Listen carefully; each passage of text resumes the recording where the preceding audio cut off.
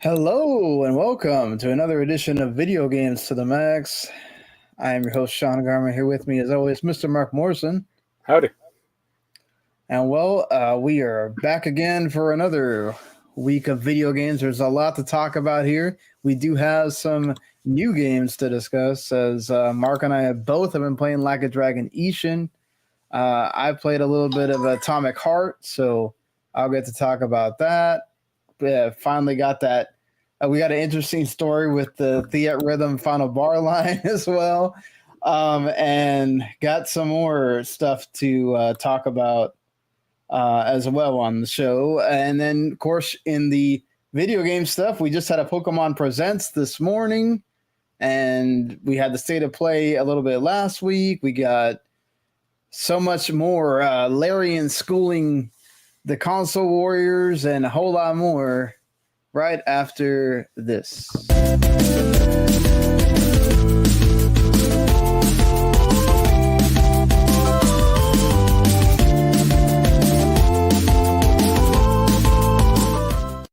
You are listening to Video Games to the Max.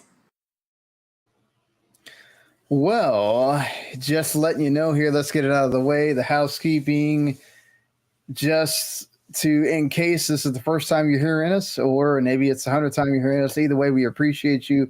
And whether you're watching live on the W10 Network Twitch or YouTube, or you're watching on the W10 Network Facebook page, on Twitter, or just watching later on the YouTube as well. It's always on demand on W10 Network YouTube. And of course, if you subscribe, follow, ring that bell, you not only get what we do here, Video Games to the Max, you also get all the other great stuff that we do. Ratlicher Broadcasting, they just did the review of Ant-Man Quantumania, did a review of Cocaine Bear as well. They're always up to date with all the latest movie stuff. You get metal music reviews from them as well. I think they're doing Animaniacs, the latest season review, pretty soon here too. And you get our anime show, Tata Keiki. They basically reviewing almost everything that comes out every season. Those guys are crazy. They watch everything, which is insane. And they also one of the guys also has an MMA show, MMA for Marks, that you can check out there. So if you're wanting to look at watch, what's going on with MMA, they keep you up to date there too. So that being said, let's get on with it. And before then, I should mention also you can listen to us on demand on podcasts, wherever there are podcasts. We are there, whether it's Apple, Google, iHeartRadio, all that stuff. We're there. You can listen to us later through those means, although sometimes it takes a few hours to come out after the video, but it will be there for y'all. Either way, we always appreciate y'all listening or watching. So getting started here, Marc, you're farther than I am in Like a Dragon Ishin. Not much. I mean, yeah. Okay, so when I told you where I was, you're not that much farther? Okay. I mean, I'm in the main city, and I think the main city and the big gate opened up, so it dramatically expanded the map. That's about it. Okay. I mean, you're more of a veteran of the Yakuza Like a Dragon series than I am. I basically got into it. I played Zero and, dabbled in Kiwami, but mostly I got into it with Like a Dragon, which obviously is a different experience. It's an RPG, not the beat 'em up games. It's funny you say that. I'm actually playing Like a Dragon right now. Yeah. So you played all the other ones. You reviewed a lot of them. Yeah. This actually came out prior to Yakuza 0, the one that a lot of people, when they think about prior to Like a Dragon, the one that got a lot of people into it was Yakuza 0. This is, I think, a year prior to that. So it's still kind of based off the old Yakuza Like a Dragon engines. Yeah. It feels like it. Yeah. And I mean, this is essentially, it was actually like a PS3 game, right? So yeah. How do you feel, I guess, about this game? It's not totally a Yakuza game because it's basically they took the Yakuza characters and put them into a samurai setting, actually telling sort of a historical narrative with this. Obviously it's not historically accurate, but it's based on that period. Right. Do you think if let's say you're a new Yakuza Like a Dragon fan, you haven't played anything. Can you start here? No. I think there are gameplay problems. Like you mentioned the shooting last week, and I will echo that entirely. The shooting is like terrible. That feel really wonky. Swordplay feels kind of mostly fine actually.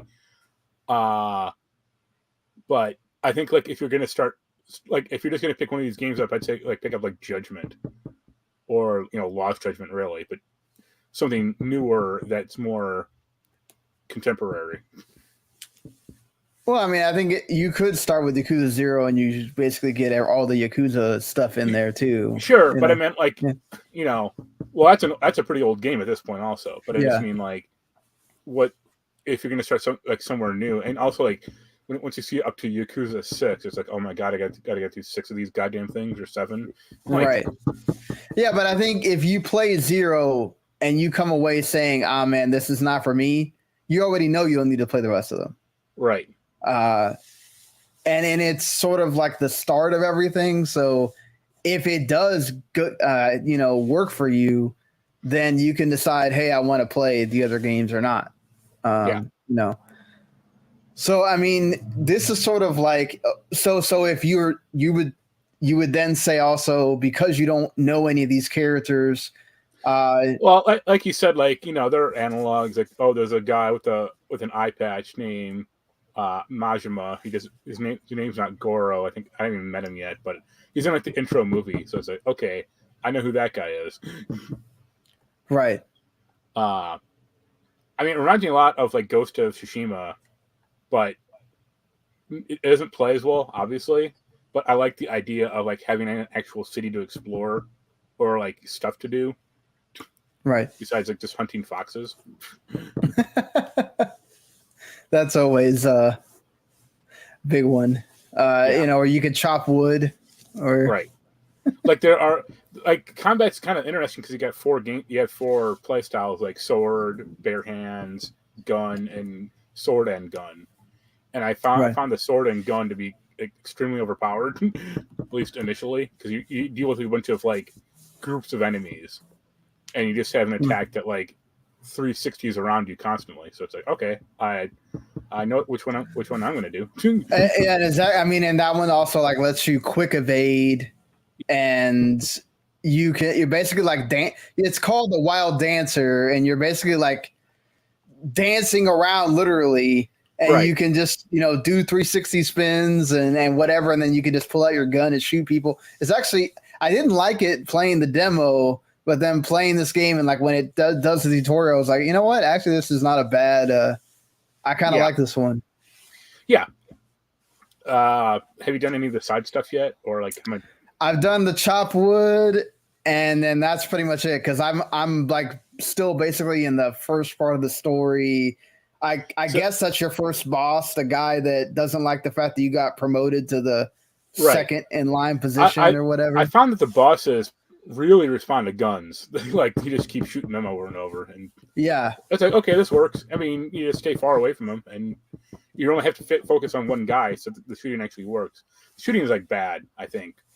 The shooting is very like helter skelter. It doesn't feel good at all. And there is a lock on in the game, which it doesn't actually tell you. Like it's in the tutorial, or it's in the like glossary. But like even when you try to use that, it's like this still doesn't feel great.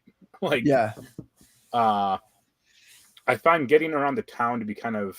I mean, you're in the like the starting town, right? Yeah, I'm in the starting town. Yeah. Okay, yeah, like you even gotten to like the big town. So, I find getting around the town to be a little like the map is a little like busy, I would say. Yeah. That's most Yakuza games, though. Is the map's kind of busy. Yeah, but it's not quite as confined as like this one. Right, it's bigger. Yeah, but I did like the karaoke. It was okay.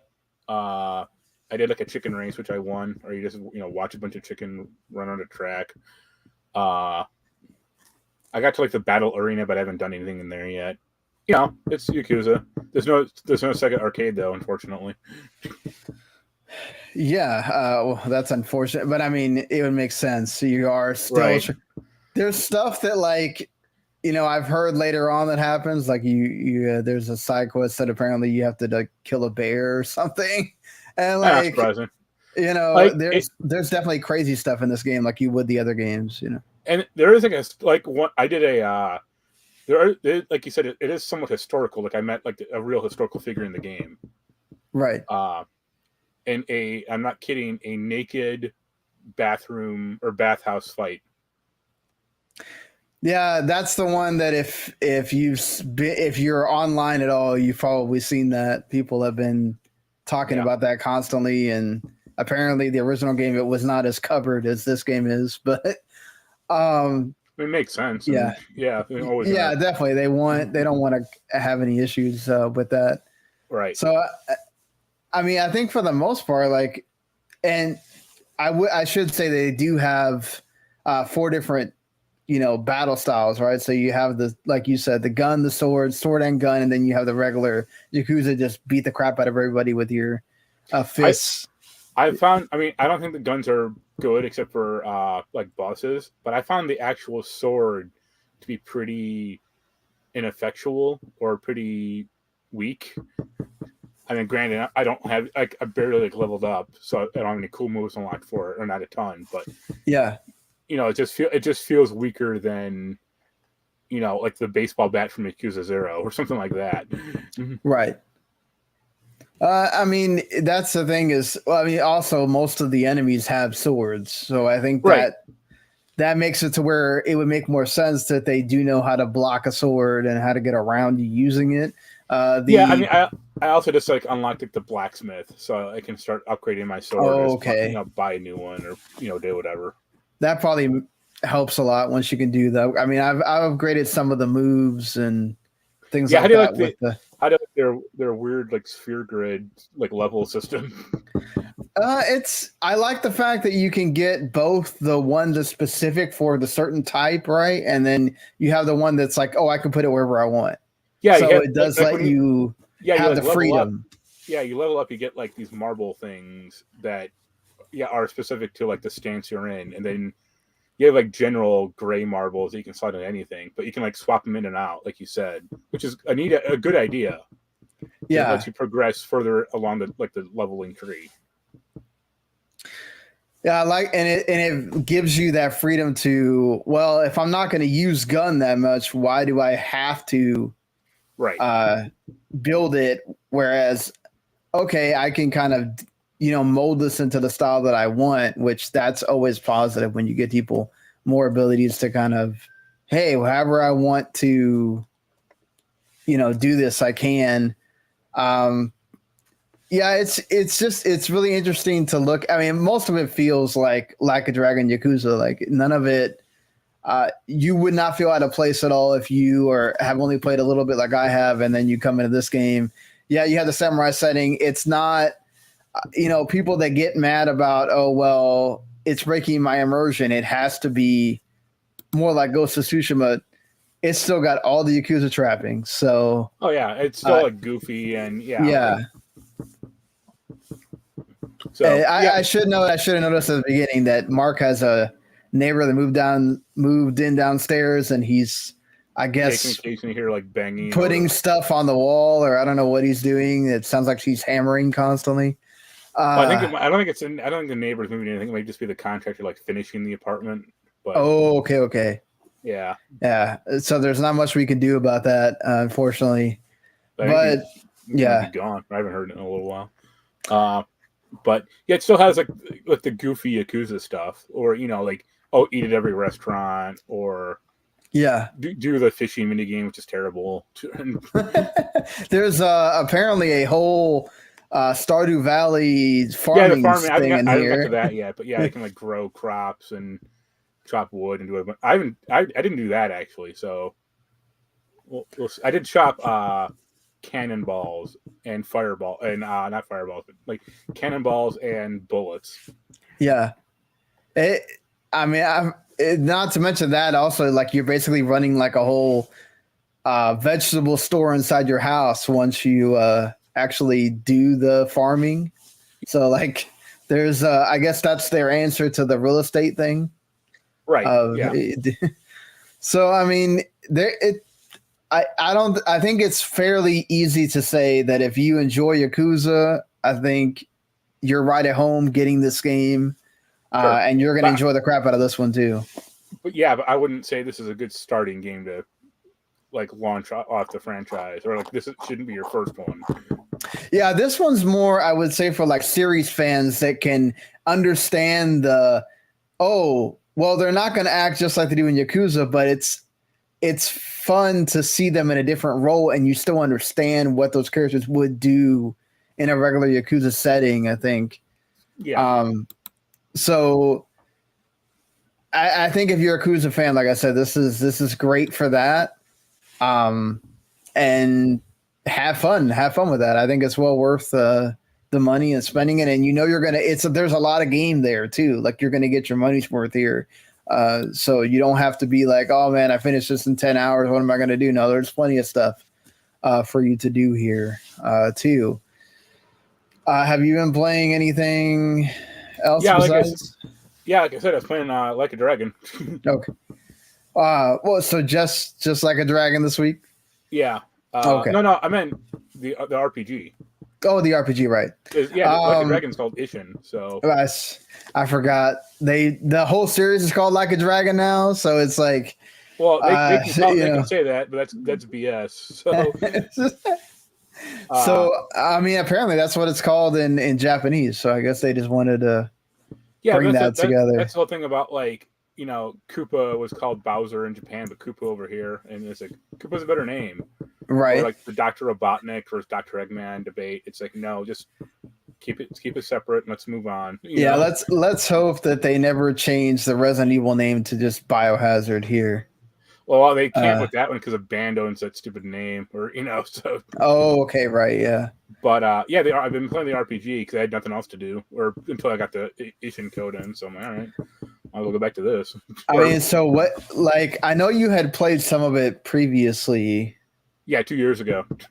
I didn't finish it, and I basically restarted the game. Oh, okay. Because I had no idea how to play, or I mean, I had some idea, but it's like, can you just go back to like an old RPG from 2 years ago and like? Oh no, I do that a lot. If I've gotten started, I don't know how many times I've restarted Final Fantasy 7 because of that. Because I'll be like, oh, I forgot where the hell I was. I'll just restart again. Like, right.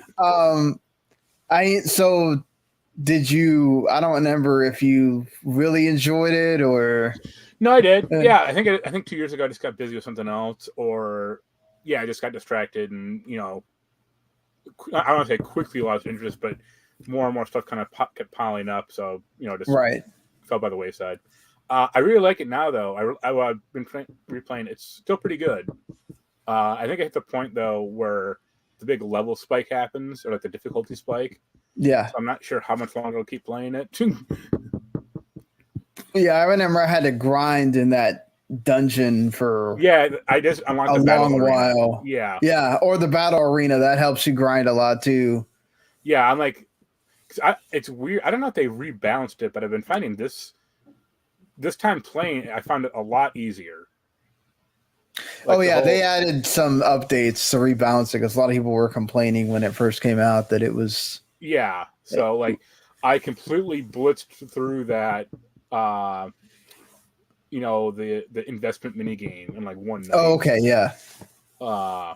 Actually, one night in the morning because I was playing it and then I looked outside and it was light out and I looked at the clock at 7 a.m. I'm like, wait a minute. I didn't go to bed. I mean, that little mini game is that addicting that I don't blame you. I got hooked on that thing too. I was playing for hours. It's not addicting. It's just to me it's like very monotonous because I'm so over leveled that I just keep cycling through rounds to get more money. Right? Yeah. But yeah, the RPG mechanics are still good. I found I kind of figured out the job system also. I don't think I really did that last time. So like unlocking skills through the job system, which they don't explain that well in the game. I kind of had they don't at all. You kind of have to like learn that stuff on the fly or have known that from playing, other JRPGs basically. Yeah. But I enjoyed that. Like I love the fact that they have all these goofy outfits and all that stuff. The only problem is I wish I hear the contractor down there again. I wish you could like just kind of do it on the fly or just out of battle would be nice. The Yeah. fact that you have to go back to like this one stupid building in the town to like change your jobs is really counterintuitive. Yeah. Oh yeah, no, that doesn't make any sense to me either. Like it's like, why do I have to do it to these certain areas? Like, why can't I just do it on the fly? It doesn't make sense. Like I can understand it if you not letting you do that like mid battle, like that makes total sense. But like when you're out of battle, just go to like a payphone, or you have a cell phone already. It's just like call the woman and say, hey, I want to be a breaker now, or I want to be a chef. Yeah. Like I kind of understand why you have to have save points or whatever. That's the old JRPG thing, but it's like the whole like changing my jobs only in a certain Octopath Traveler does this too, where it's like, oh, you can only change your party at this location. It's like, oh God, why? Yeah. But yeah, it's pretty good. I'll keep playing both of them. Yeah, that's about it for me. How about you? Well, the reason why I didn't make that much progress on Like a Dragon Ishin is because I got hooked on Theatrhythm. I apparently didn't wait long enough. I'd already waited a week. I should have waited a week and like a couple of days because just a little bit like inside baseball that I'm sure most of you probably don't care about, but I'll just go ahead and explain this. So when you're asking for a code, most of the time the PR person will tell you, okay, we don't really know what our allotment will be until launch day if you're not like one of the big sites where you always get something early. So most people fall into this category where you kind of have to wait till like a day before or the day of, and they tell you, hey, hey, I'm sorry. Oh, you're not going to get a code, or, oh, hey, here's your code. Or they tell you the like kind of like ominous thing, which usually means they're a nice way of telling you no, that, oh, well, we may get more codes later. But a lot of times what happens is that whole we may get a lot more codes later turns into they never circle back and send you anything, because by then they think it's too late. You're not going to care. And this is one of those cases where it actually came true, and it came true very quickly. So like this morning at like this afternoon, like around 12 or 1, our editor messaged me. He goes, "You didn't buy Theatrhythm, did you?" I was like, yeah. He's like, well, that Switch code came in. I was like, oh, you gotta be kidding me. Yeah. And it probably would have at least been, because most of the time when you get a code, they give you not always the best version, but they give you at least the mid version. So it would have at least been the one with the DLC. Yeah, for Ishin, I got like the digital deluxe edition. I don't know. Yeah, that's what I got too. Yeah. So both of us got codes for Ishin. I should have made that clear. And so Marc ended up getting the code for Theatrhythm. I'll eventually inherit it. So I prefer the PS4 version, so I said like ask for that. Like, right. I'll take the Switch code because I'm not gonna be like, it's not like beggars can't be choosers here. So. Well, definitely. It plays great on Switch either way. I mean, it's not like it has any kind of problems. I would say I don't know if the sensitivity is just very touchy and there's no calibration for this game. I should note that as well. So if you're used to playing like Rock Band or Guitar Hero where you can touch the beat, hit the beat on your controller to make sure that it's calibrated to your TV, you don't really have a way to do that for Theatrhythm. So you kind of just have to get used to however it works on your TV. Whether I played with the Pro Controller or I played handheld, I don't think my Pro Controller has drift. I've heard it can have drift, but I don't think it does. I think it's just that sensitive that you really have to make sure that you are at all times paying attention. And the joystick has to be, you barely have to move it. You cannot make big movements. That's what I told you last week when you said you didn't like the joystick and you prefer like a touchpad or the touching the stylus. I'm like, yeah, you have to kind of feather it. It's not like big sweeping movements. It's just kind of gliding it up and down. Yeah, exactly. It does, I guess, playing more of it. It does mirror the 3DS that in that way, because that's kind of what you have to do with the stylus, is like barely move it up and down. And but I would say for the most part, it is a great game. Like, you know, it translates extremely well from the 3DS version to consoles. You get 385 songs whether you buy the standard version, and then, you know, that'll push it over 400 if you get the digital version, which gives you those 27 songs, which has the, you know, a lot of actually good songs on it. The Xanarkin song and several other ones that I can't think on the top of my head. But, you know, I was going through it yesterday, and it has some really good stuff on there. So it is worth spending the extra, I think it's $20 or whatever to get those. I went up just paying for all of it and getting the whole DLC and everything. So I spent the $100, but you know, I love that music. And when you're looking at all of the games that are in here, it even has like Crystal Chronicles. It has, you know, all the different variations other than like, I think Dirge of Cerberus is like the only thing that's not represented here. And no one cares about that. No one cares about that. But yeah, and the fact that you're going to get non-Final Fantasy music later on with the DLC, like Chrono Trigger and Saga, and Nier Automata is the one coming right after this pretty soon. And I know you're a big fan of that. It's already done. So yeah, that won't take any effort. Yeah, it'll be interesting to see if this sells well, and they will put in like, say, Final Fantasy 16 DLC music and 14 and more 14 stuff, because I think a lot of people that are big 14 fans were complaining that it's very Rome Reborn heavy. As long as it has that, what is it, Moogle King song, that's all I care about. Maybe. I mean, it makes sense that like it has Final Fantasy 4, like the main music from Final Fantasy 14, because it's like, yeah, that's when that game, the arcade game came out, or, you know, that's what it was drawing from. So they didn't put any extra work into this thing, really. So why not? Yeah, I do think that, but they did like translate it well. Like, it doesn't feel like they just kind of slapped the 3DS thing, added some control options and whatever. It does feel really good to play. Yeah. And obviously it's fun to just play this game, listen to the music in the background. You do have some accessibility options, so you can take the background off if it's distracting to you, to have the background from the game on.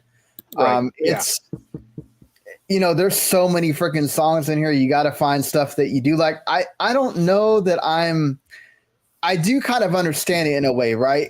They try to tinge it more like an RPG where you have to unlock things. So it's kind of like leveling up. As you level up, you're unlocking the different versions of Final Fantasy and all that stuff. Could they have made it?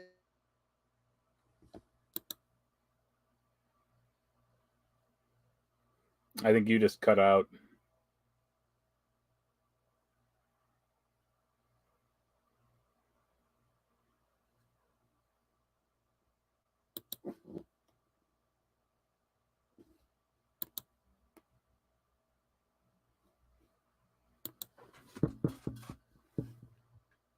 I'm not sure if there it goes. No, yeah, you cut out. I think it ended with like, you could they have made it, and then you just like faded.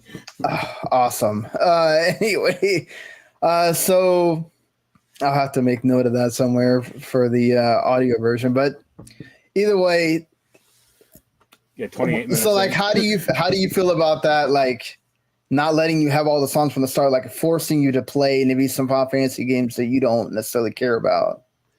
I mean, you know, rhythm games always do that. Yeah. It's not, you know, it's not like even from like, you know, Guitar Hero, they don't like have the full access to the track list, you know, from the get go. So right. Yeah, it's totally within the genre. So yeah. And you only have to play it once, so it's like, okay, I can just go like blow through this and get on with it. Yeah, you only have to be fair, you only have to get like 3 or 4 songs in. Yeah. To each Game part of each game. Yeah. To be able to unlock another key to maybe unlock something that you do want. And there, I would say don't buy this game if you only like one Final Fantasy or whatever. Like, you have to like the series. To be fair, I only like Chocobo's Dungeon, so yeah, like if you're playing Final Fantasy because you love 14, but you haven't played any of the other games, this really isn't for you. This is for people that love the series, that have at least 4 or 5 games that are their favorites and everything else, or just appreciate the music. This is for that, because you're gonna feel like you spent $40 to listen to 3214 tracks, and then that's going to be it. Yeah, I would say, but if you love Final Fantasy, this is a no-brainer. You need to get this. You're going to enjoy all the music, getting to play with it, and seeing all your favorite characters. Even though it's weird that some games, like, why some of the characters are missing. I'm not like, why only Auron, Yuna, and Tidus for 10? Why is Waka and Lulu like excluded? It doesn't make sense because Waka sucks ass. I mean, I don't know. It's just weird. Like, I can have Kimari show up, with a stupid horn. Like, no. Well, but it's just like, I don't know. It's weird when you have like almost a full 7 cast except for Kate Seath or whatever, and then you have 10 has 3 characters, and it's just weird. Like, think of it as a commentary on the quality of the characters in these games. The more characters, I guess, the better the game. But Lulu was a great character in that game. You really couldn't beat that game without her, so that's kind of weird. But that being said, and then 9, you're missing out a bunch of the characters too. There's only 4 of them. So it's just kind of a weird decision. I wonder if that's because they want to eventually maybe add characters as DLC to get you to buy that separate. I mean, Square Enix is they're trying to get you to eventually buy NFTs and blockchain. So it wouldn't be surprising to me if they try to dole that out as DLC later, depending on how this sells. But overall, it's been a great experience. I got so hooked on it, I didn't play. I didn't get as far in the games I probably should have this week. But I've been waiting for this game for a while because I knew I was going to get hooked on it. So I feel like my money was well spent in that aspect, at least. One other game that I did play at least 3 or 4 hours of before I went to bed yesterday is the ever controversial Atomic Heart, which is controversial because obviously it's made by, the Russian government has a little bit to do with this game. How Russian Bioshock treating you? There is a lot of Russia propaganda in this game, not going to lie. So if you're someone that, and I'm going to be honest here, definitely a supporter of Ukraine in this whole fight that's going on. But very much like we talked about with Hogwarts Legacy, just because a video game exists doesn't mean that we support one thing or the other. We're just talking about the game here. And so I will preface that by saying that if you don't have Game Pass and you're not playing this for free, if you have something against that, that's something that you should probably consider before you go and spend the money to buy this game. And in that way, the Ukraine government has every right to be upset and want that to be gone because the Russian government does have something to do with it in a way. And but I think to say that other countries have to go take this off their market or whatever, I think that's a little bit extreme. Right.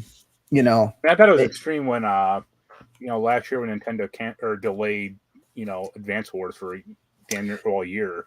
Yeah, that was crazy to me too. Like, I understood at the beginning, but after it went on for 6 months, it's like, yo, this is for the long haul. Like, we can just go ahead and release Advance Wars. It's not like in the game you're fighting the Russians, or the Russians is a good guy. Yeah, it's all a fictional. Yeah, it's all animated. Story, so. It's not even like this where there's actual blood and things like that. So talking about the game itself, it felt very Bioshock Infinite to me. Yeah. There's, the puzzles, there's the way the characters talk to you, the mystery stuff in here. The story to me is very interesting. They have, it's kind of set in a 1950s Russia, if Russia had won World War II, and what So, happens reality. if they go to the future. Yeah. And everything's robotic. So, remember Singularity? I played a little bit of that. I was like a 360 game, but I mean, it reminds me of that kind of. Yeah, there's a lot of that too. There's some Doom in here too, as well, with the shooting and everything. The way you level up your upgrades and your weapons is really interesting. They had basically a very horny vending machine that tries to get you to insert things in it so she can, keep being horny, I guess. It's like a Futurama joke. Yeah, basically too there. The mileage may vary on the main character. He's not very likable, let's be honest. But I It was weird last week. I mean, this game just came out, I think, like last week also, right? Right, exactly. Yeah, last week. Like seeing the that Jensen Ackles trailer or like the commercial he was in, because I was like, is he in the game? Like I literally didn't know. I was like, is he like voicing the main character? And it's like, no, he just paid him to do this commercial. I was like, this seems weird. Like,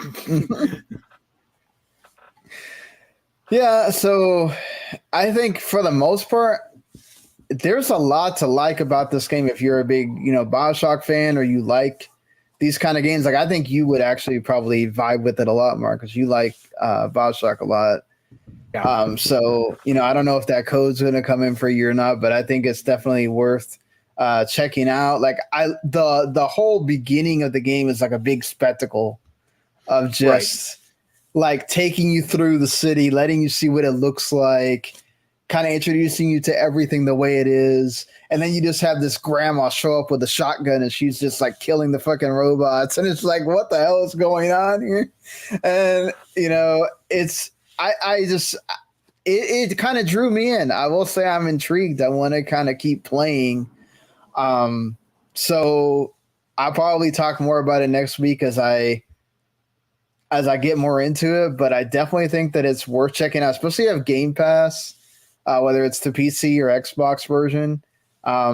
If you're not totally against it because of the Ukraine stuff, which again, I understand, there's something worth checking out and playing here. And I think it's going to be on people's, like a lot of things that when they talk about this year, it'll be on some people's list because there's definitely some fun stuff in there. And just seeing all the different kinds of robots and what they do. And those robots don't play around. They can pack a punch if you're not able to get out of the way. Because you start out with like an axe and a shotgun, and the shotgun has like 3 bullets for like that beginning part of the game until you can upgrade. And then you're most of the time using the axe. So you got to be able to learn how to use it and move around and stuff with it. So yeah, I've enjoyed my time with that game too. So now I got to figure out how to fit all this stuff in, start writing some of these reviews before we get to later in March when we have even more stuff coming out, Resident Evil 4 remake and all that stuff too. So in a few weeks, no biggie. Yeah, got a few weeks at least. So I think that's going to do it for what we've been playing this week. I guess since it just happened, I know you don't really care about Pokemon that much, Marc, so I really dwell on this stuff too long. Just wake me up when you're done. Well, you can look at how you sleep with Pokemon Sleep, Marc. It actually exists, and it's coming out in the summer, July 21st. It only took 12 years for the Wii Sleep channel to come out, or the Wii Sleep accessory. Exactly. You can even get a Pokeball accessory called the Pokemon Go Plus Plus that you can use if you don't want to have your phone out there for everybody to see. If you're one of those that does not like to use your phone or for things like, because I mean, obviously these sleep apps, they do drain your battery. I use one to kind of monitor how I sleep as well, and they do drain your batteries. So if you don't want to use your phone, they do have a Pokeball thing you can buy. You press the button, it turns it on. It'll sing lullabies to you if you want, and then you can also you turn it on in the morning and it tells you. Is it just going to be Jigglypuff's theme, or the song over and over? No, I did hear Pikachu, and I think I heard Squirtle in the trailer as well. So it's not just Jigglypuff, but it would be funny if it was. It's not really like it, they use this as a way to like see how you sleep, and then depending on how you sleep, the Pokemon that sleep in the same way are the ones that are attracted to you and that Snorlax that come, and you'll be able to see them on your phone, I guess, the next morning or whatever. So hopefully you see your favorite in there. I'll probably play around with it and see how it works. I know I'm going to forget to use it after like the first week, probably, as most people will. The other thing that's not Scarlet and Violet related is that they made with Netflix. They are making a stop motion show called Pokemon Concierge. This is the same studio, Dwarf Animation Studio, that made Monsters at Work for Disney. I thought that was pretty decent animation on that end. So basically what they're saying here is, and they had somebody from Netflix come and talk about the show, is that it's going to include this boy named Haru and his pet Psyduck or his friend Psyduck. And basically they're there to kind of greet resort guests as they come around. And basically like they're trying to have original stories from Japan to basically show other people things of Japan, or show you that there's good stories that happen out of Japan that's not just anime. So I guess that's neat in a way. I'll obviously watch this because it's Pokemon, but we'll see if it's actually interesting or good, or most everything Pokemon Company puts out is pretty good as far as the shows go. So I'm sure this will be good. Shouldn't this have been like a good opportunity for them to say like, hey, we've greenlit Detective Pikachu 2, the movie, like, let's do this? Maybe Netflix wouldn't want to pay what Nintendo is. Well, I don't mean asking. Netflix. I just mean like for the direct in general. I mean, no, they don't. The problem wasn't it because Ryan Reynolds was too busy?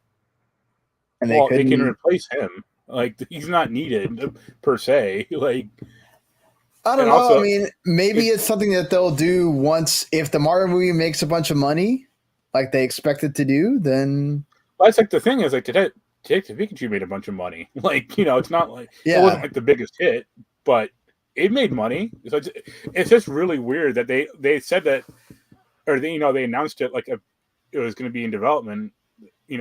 2 or 3 years ago, I think maybe even 4 or 5, and nothing's been done, Right. And especially since, like, as we've seen, or as it's been becoming more clear, like, video games are becoming more and more the next adaptable media, like movies or TV shows. Yeah, I think that's one that they know that they have in the can. Yeah, but like, I'm saying, like, I like the human characters in that movie, and they're kind of aging out.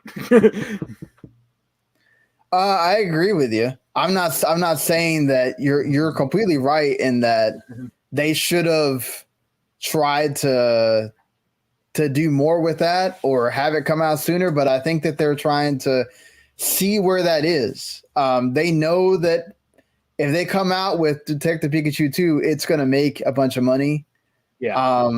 I think that they kind of want to test the waters with some of their other properties first.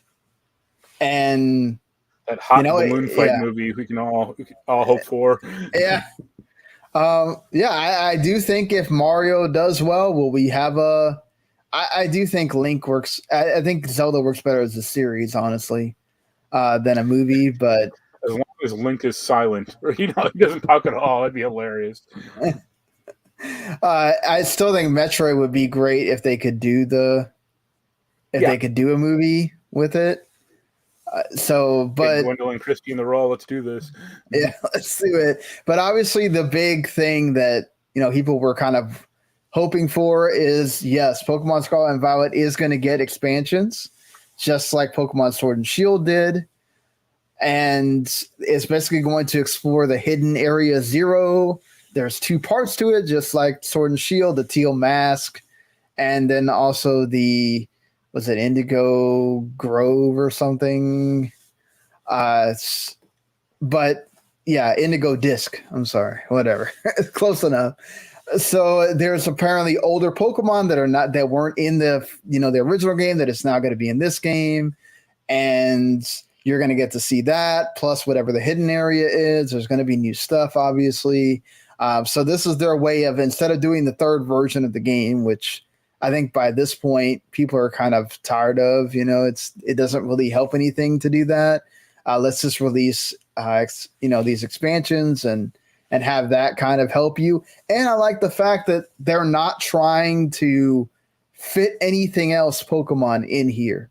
They are plainly telling you this is the only Pokemon stuff, aside from the smaller Pokemon stuff that we didn't talk about, like Pokemon Cafe, X Masters, all that, of just, hey, fall and winter. That's it. That's going to carry us into the beginning of next year, and then we'll see whatever else other Pokemon thing comes out. I like that. They're not trying to rush this out to have one come out in the summer like the time before, and then one come out in the fall. They're going to have them both come out around the same time. So also you're not waiting a bunch either, because I think that was another problem too. By the time you got done with part 1, you were kind of like, okay, whatever. I'm kind of over this by now. And I think a lot of people kind of didn't play a lot of part 2 by the time you got to that. So this kind of lets you have them like almost like back to back, which that's, I think, much better in a way than doing it the way they have been in the past. I think overall, basically, you got everything you wanted from Pokemon Presents. You got a little bit of a surprise with the concierge thing. We'll have to see again how that is. I mean, stop motion can be really great, or it can be a total miss. So we'll see how that goes for Pokemon. And yeah, the robot chicken version of Pokemon. Yeah, right. There was another sort of showcase in the past week that I guess we can go through here fairly quickly. I thought this was sort of very underwhelming. I thought it was mostly fine, or it wasn't like special, but the Suicide Squad stuff is hilarious. Yeah. Did you watch any of it? Like, I watched the whole. I watched all of it, but it stayed play. Okay, no, I meant like the Suicide Squad thing, because I only watched like part of it, and I was kind of like, okay, I only watched like what they initially showed, and then they're like, oh, we're gonna have the developer commentary. It's like, no, I got it, I'm good. Yeah, you're making a train wreck. Let's just move on. Especially when they announced that it's always going to be online. You always have to be connected, very much like we saw from Redfall. On the Microsoft side, there's a battle pass. It's basically like a games of a service. Yeah, so if you're not a big fan of those, then I mean, all that stuff is bad, but I think the actual gameplay looks like terrible. Like, really, there's a lot of people that I heard that were actually kind of convinced by the gameplay. Actually, like those people are dumb. Like every character is like shooting. It's like, right, you're just making like Anthem. I mean, you're just making bullshit. Like I've never seen like Harley Quinn with a gun. Like, except, well, in limited cases, yes. But I mean, right, she always has like a dopey fucking hammer or like dumb shit. Not, I just have an Uzi or just have an assault rifle. Or like King Shark with a gun. It's like he's a shark. He bites people's heads off. Or why would you need a gun? Like that. Right. This is a whole stick. Or Captain Boomerang uses guns. It's like his name is fucking Captain Boomerang. That's literally his name. He throws boomerangs at people. Like, this isn't rocket science. Right, like that's what he should be doing. Right. I mean, it'll probably be like a special move, or like, oh, he uses it occasionally, but like most times he like pulls out like an assault rifle. It's like, wow. It looks incredible. Like every character looks or plays differently, like movement wise. You know, like Harley Quinn inexplicably had like Spider-Man web shooters. Or yeah, she really felt like Spider-Man there, which is weird. And Deadshot had like a jetpack, which I don't think he has in the comics or anything. But it's like you are making like the most like generic ass looking thing in the world. And it's weird from a studio that we're used to seeing better from. And having like big bright purple spots in every enemy, it's like, gee, I wonder where I shoot them at. Maybe this purple spot. Like, come on. I mean, I guess they want to make it like so nobody can mess up where you're supposed to shoot. Like, this is the most video game we can make so that somebody can enjoy it with their friend. I watched a good video earlier today from Bellular on YouTube. I don't know if you know him or not. But he was talking about, him and his buddy were talking about like just how tired they are about AAA games like this. And about like, if this had been a 40 to 50 hour, you know, single player / multiplayer game, it'd probably be good. But instead it's some games as a service. They want to turn it into a 500-hour game that is just completely ruin it. Like, just like Avengers, just like Tom Clancy's Breakpoint, or Breakpoint. Yeah, like these looter shooters, not understanding that like the whole looter aspect from Diablo was carefully tuned to not like, it made you want to replay levels, but you weren't like vying for cosmetics like a season pass. And it's just like a big mess, you know? Yeah. But I mean, we didn't really expect anything different. I think most of us kind of knew that. No, yeah, especially when that image came out that they quickly tried to backpedal from. It's like, no, that was accurate. Like, you guys are doing this. I mean, what did you think of the Street Fighter characters? I mean, we got two of the older ones, Zangief, you know, and then I think Cammy. I think Lily looks dumb. I think that's her name. Yeah, Lily. Or she looks generic. Let's just say that. Zangief looked fine. I don't like Cammy's new design. Personally, I don't know about you. And I don't know. I don't like how Cammy ever plays, so that's kind of a bummer. Like, I always liked her old design because I thought it was like unique looking. But this just looks like very generic. But you know they're gonna sell DLC for this shit, the cosmetic stuff for sure. So they've already shown art where she's in her original outfit and all that stuff. Yeah. So that's not a huge concern for me, really. But I just never. I mean, both characters, I never figured out how to play correctly. Like, especially Zangief with his like 360, like you know, super pile driver thing and all that. Like, this really confuses me. Or I never mastered it. So. Well, as long as you're not going to come on and tell me that you have some huge being upset about the way Cammy looks, then we're good. Because I don't like it. I mean, but I'm not going to like boycott the game, or it's like that's like, the internet being stupid again. Just I mean, like it's a more, I would say, more mature design, or I think that's supposed to be like past. Like more in the, or chronologically, like more in the future, I guess. So well, remember, because Chun-Li almost looks like she's old in this game. I don't like that design. I mean, I didn't like that one either, I guess. But I mean, again, you know, they'll have 30 different costumes for each female character and have 2 for each male character. So they know that what they're doing. Exactly. Yeah, they definitely know. Maybe they're intentionally making the characters look ugly, so you want to buy the DLC. That'd be I wouldn't put it past them, quite honestly. Yeah. So, obviously, we got to see more of a game that I just mentioned in Resident Evil 4 remake. That game keeps looking awesome. So no complaints there. What did you think of? Well, I'll talk about that at the end because it leads into a new story. Um, I was excited for. We got to see more Goodbye Volcano High. That looks really good. It has a release date. It's a narrative game with some rhythm game stuff in it. So Yeah, you know, it looked okay. I mean, the one game to me was Humanity. That was really interesting. yeah, I was going to ask you about that because you're a big fan of the enhance stuff. So that is, from what I saw, a dog is leading a bunch of humans around. Well, it looks like they're like souls, or it looks like. I mean, the premise seems to be like the dog is like leading people into heaven, but they have to like right. The path is corrupted, or whatever, so you have to get through it. I mean, it looks like lemmings. Yeah. Very interesting. There's going to be a demo for this at some point. Yeah. So, you'll be able to play it. There's going to be a VR mode as well. It's not completely in VR. It's very much like Tetris Effect. There's a VR mode, but you can play it without VR as well.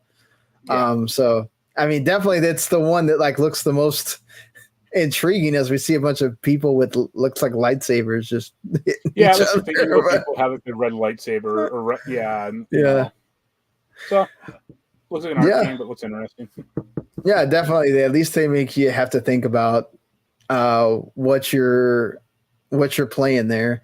You're not excited for Naruto Boruto? No, I'm good without that. I mean, I've heard the Ninja Storm series is actually passable. Rather interesting, but yeah, I'm good if I don't play that at all. The Chia game looks kind of interesting, like just one of those. I mean, no, I mean probably the biggest thing with this director is like Resident Evil 4. Yeah, it's a really known quantity, so it's like I can. Right, like you're not gonna go wrong with that at all. I guess the only thing we haven't talked about, which leads into this sort of leads into a story as well. Chia is because they announced the PlayStation Plus stuff for March, or at least most of it anyway, and that's going to include Chia as the first for the year PlayStation Plus like day one game. So last year we had Stray. And this year, I guess we have Chia, and then I look forward to the next year Chia Pet. You're gonna get Battlefield 2042, Minecraft Dungeons. So Microsoft and Sony talking to each other there, doing a little bit of a bargain to keep with this whole Activision-Blizzard thing, and then Code Vein, which I swear that's already been on PlayStation Plus before. That's all there, and one of Jens's favorite games, our good friend Jens. And I gotta say, Battlefield 2042 is pretty funny.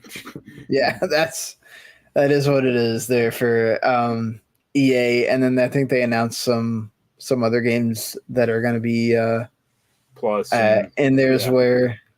So that being said, the one game we haven't talked about, Baldur's Gate 3, got the release date and the announcement that it's going to be PlayStation 5, PC, no Xbox version.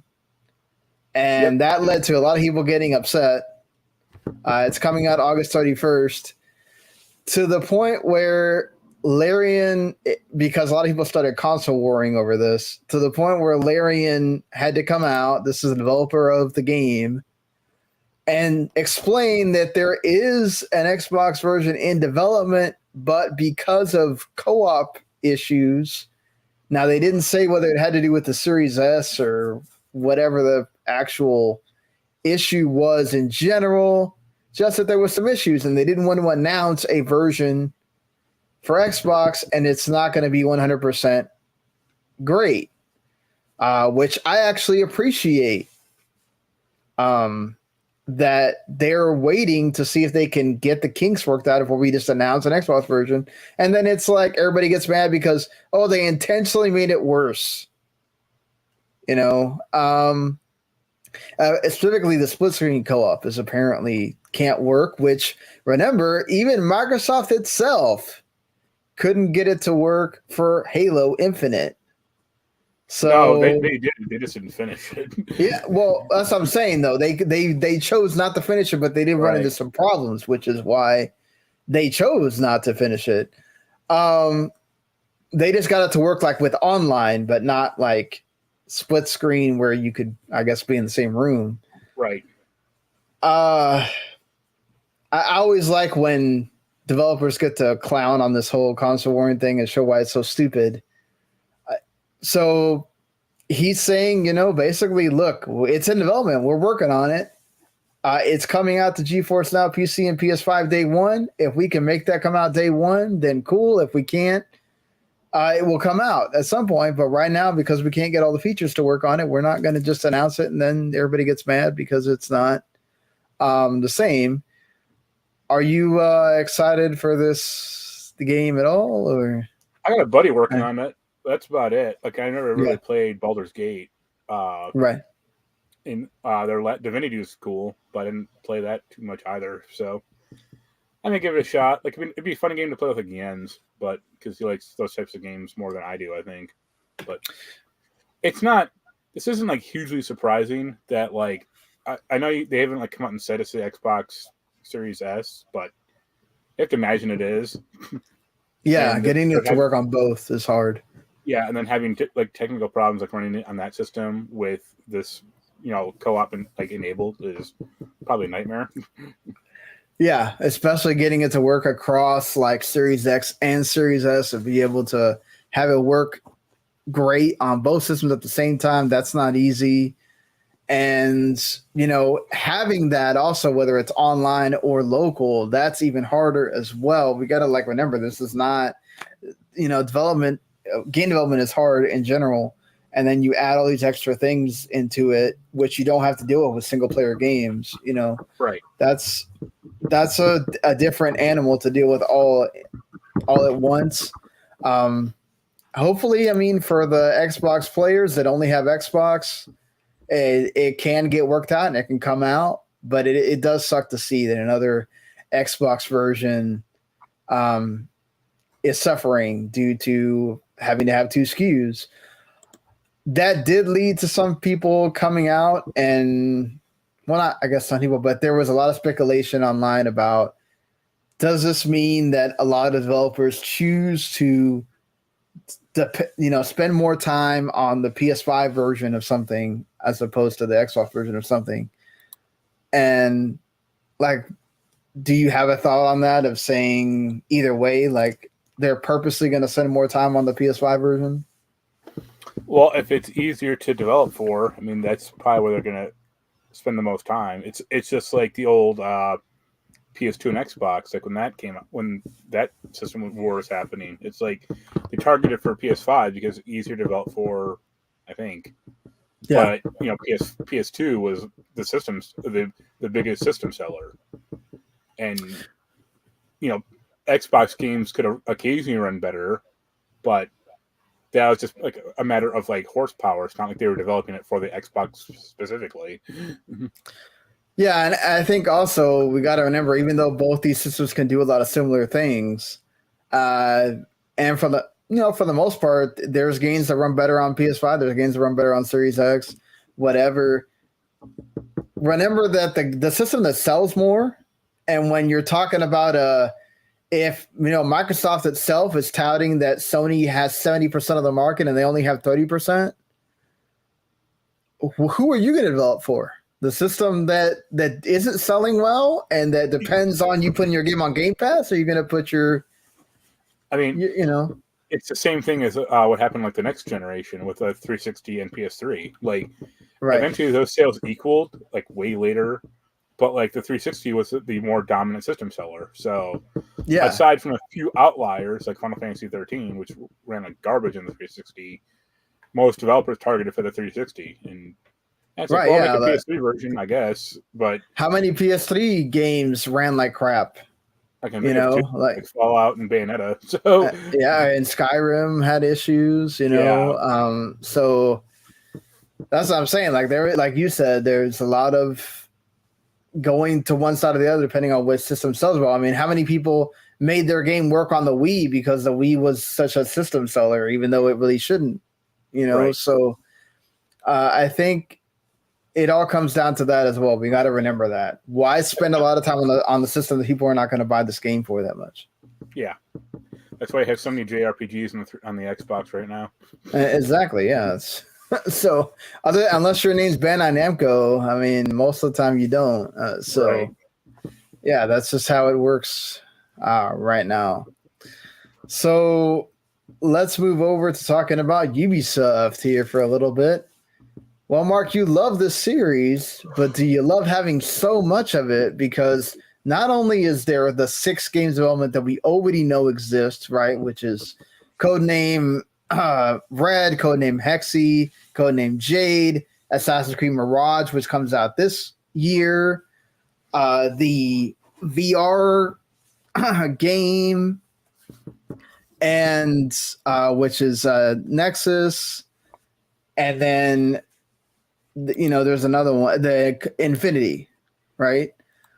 And then now apparently, I think Infinity is like their overall like hub for games. I don't know what the fuck. Yeah, it's the hub. But still, they have a lot of Assassin's Creed things in development right now. Obviously, not all of these are coming out in 2023. Some of them are going to come out, the year after or the year after that.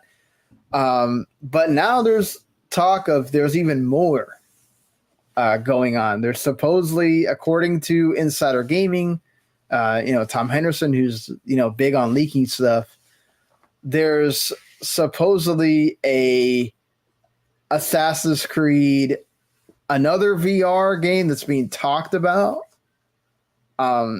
That's like not we don't really know where it is in the stage of development, but like almost a sequel to the Nexus game. There's 2 multiplayer focused ones that are supposedly in development as well. And then there's another one. I think Raid and Echoes are the ones that are the multiplayer focused. And there's another one called Project Nebula as well. So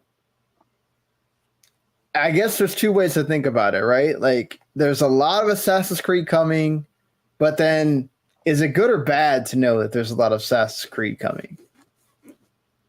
Bad. Next question. Okay. Well, okay. What I'm saying is there's so many people that I hear this all the time. Like, why doesn't video games do what movies do and give us a whole 5-year or 10-year plan for the series, right? Like, why doesn't everybody do what Marvel does and tell us what the next phase is going to be or whatever? I mean, here's the thing is for a pretty long time, Assassin's Creed was that. Like, they're pumping out games every year or every 2 years, let's say. And they were mostly of a good quality. I say mostly, not every one. Yeah. But I think they got burned out, and people got burned out as well in that formula. So that's why they iterated to mixed results, let's say. Right.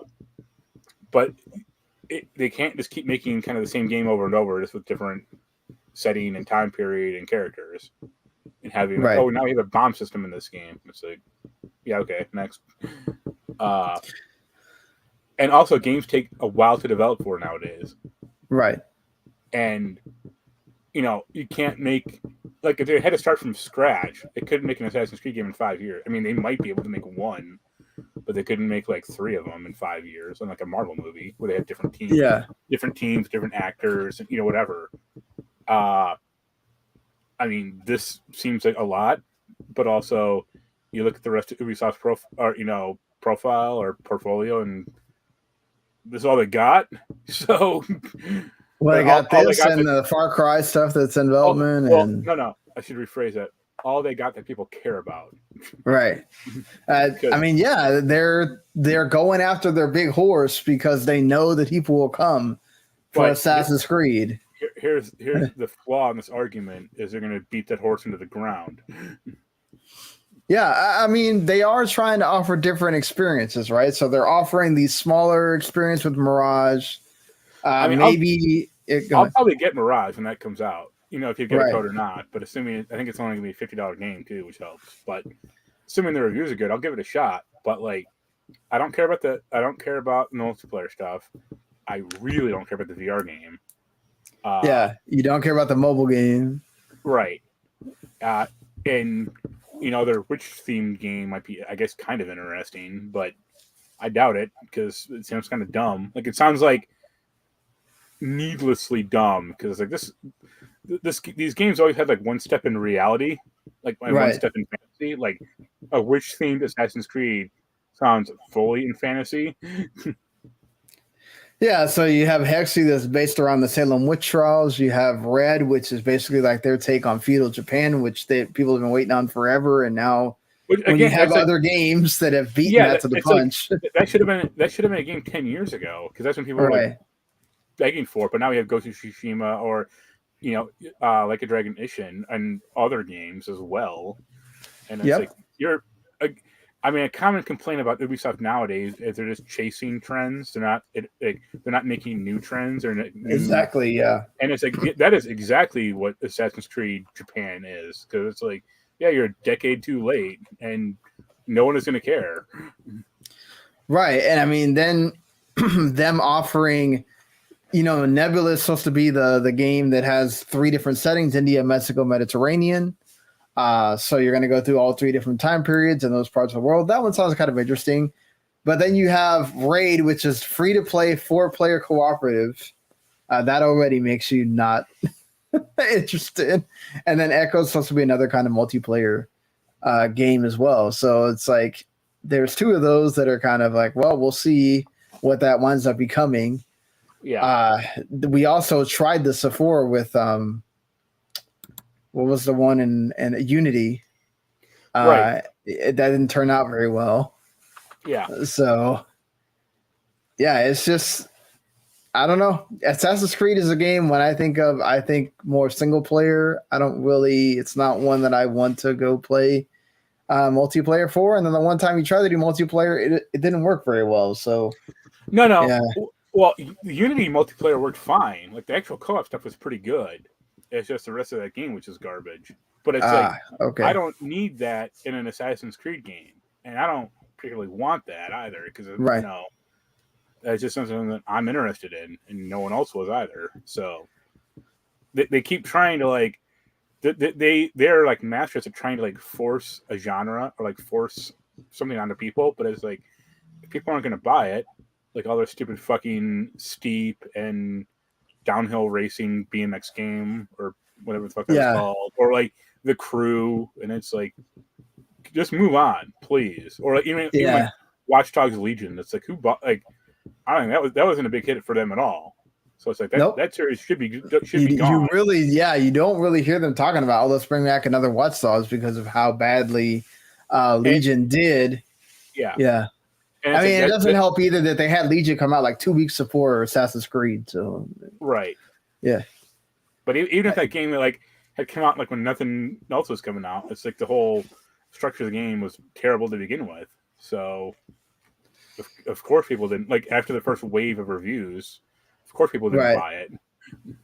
I think also you look at it and you say, okay, that's a lot of stuff. I felt like Assassin's Creed. There's a lot of stuff for me there. But do you start, like, it already makes me think about, oh, man, I'm getting fatigued. Yeah, that's what I meant. But, like, right? Yeah, like, how much of this stuff are people, like a regular person, going to buy or be invested in? So it's like probably the main game or whatever console game comes out, and that's about it. So it's like, why make all this other ancillary bullshit that, a very low fraction of people are going to care about?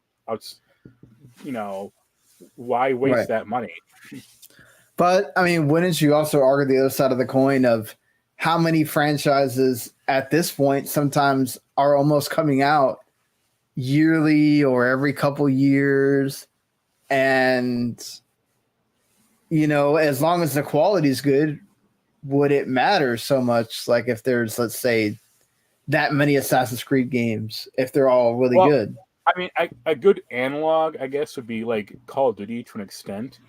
Right. But the thing with Call of Duty is most of them are good. I mean, they have hit rough patches, but I mean, like, they're all mostly of a good quality.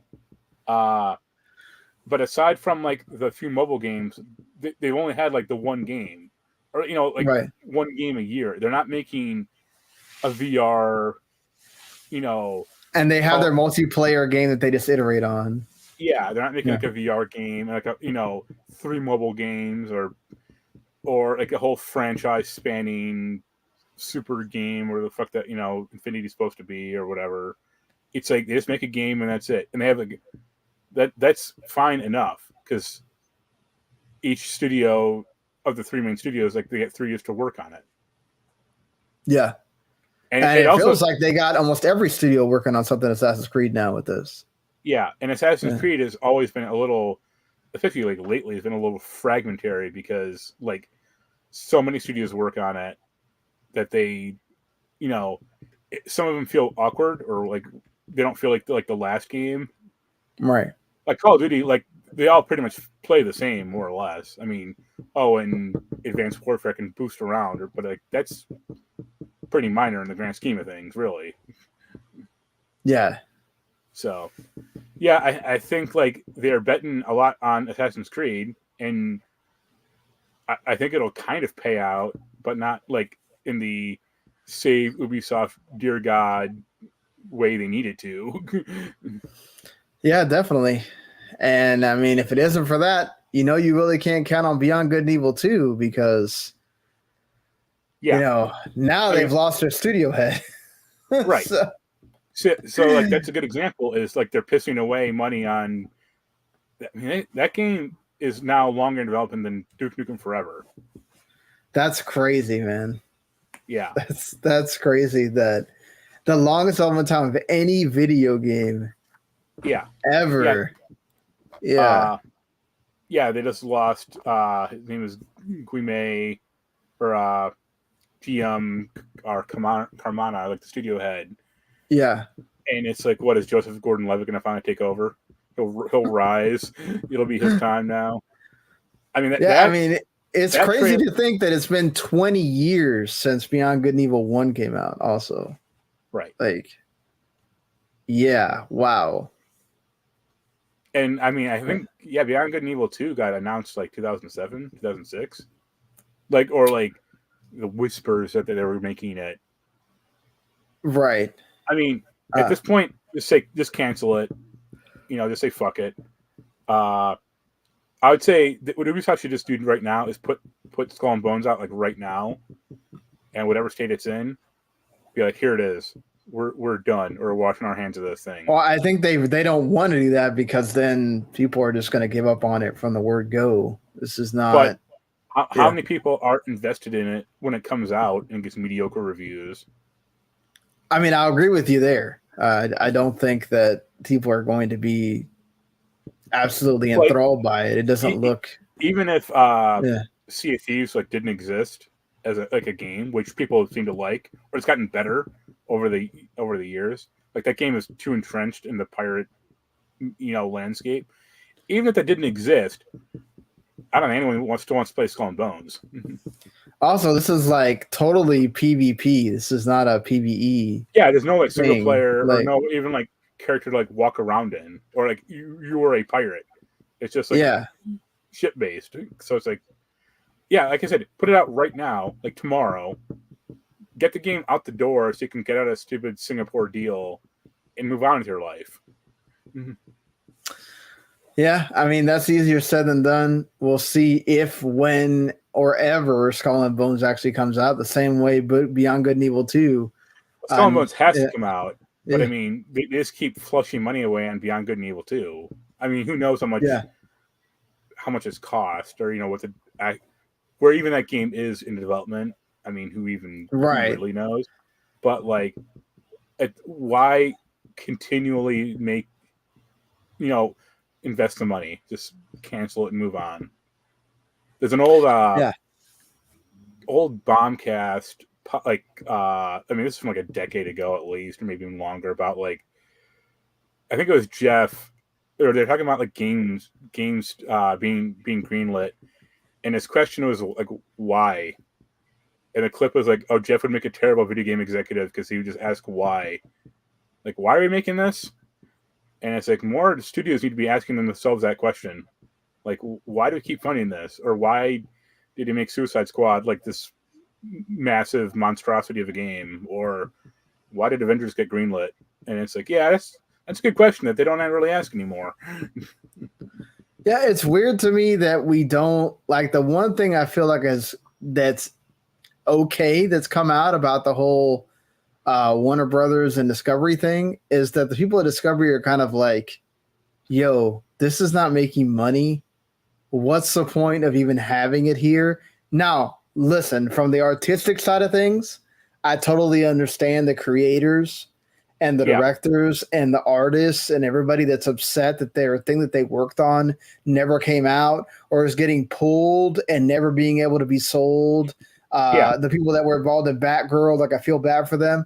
But like I kind of get it on the Discovery side of things. Like, why are we going to invest even more money to see if this can become passable for a movie theater or passable for HBO Max? And I mean, the problem with like Batgirl is a good example. Is like that. I think that it cost $80 million to make, or that they would have had to put another $80 million in it for it to be movie theater worthy. Is what they said. Right. And that movie's not going to make $500 million or $1 billion or whatever. Yeah. But it's also like, well, you should have made a smaller scale movie then, or you should have made a movie that. Like, it's always this problem now of comic book movies, or this is slightly political, but it's like you're making comic book movies, but you're making them more PC in general, which doesn't appeal to the fans that you're ideally targeting for, and it's not going to appeal to the regular people or non-fans because they don't know who the fuck this is. Right. So it's like, why doom yourself this way, either or? I mean, I'd say just make it for the fans. Like a good example is this new Marvel Wonder Man TV show. I think it's a TV show, and like Wonder Man is a classic character. He's like a white guy, but now he's going to become an African American guy, and it's like, okay, you're going to piss off the original fans, and aside from those, no one knows who the fuck Wonder Man is or cares. Right. So why not just make a new character? Like, make Amazement Man, or make some other stupid character and go from there. Well, I mean, we also have to look at like when those characters are made. Does it mean that if you made it today, does it have to be a white guy? No, but that's the point. The second point is just make a new character, and like occasionally it works. Like I think Sam Jackson does a really good job as like Nick Fury. Yeah, but most times it doesn't. And just gender swapping or race swapping a character ain't great. I mean, I feel like the new Captain America is going to be just fine. Like but he's a very established character in the movies for sure, but also in the comics. Right.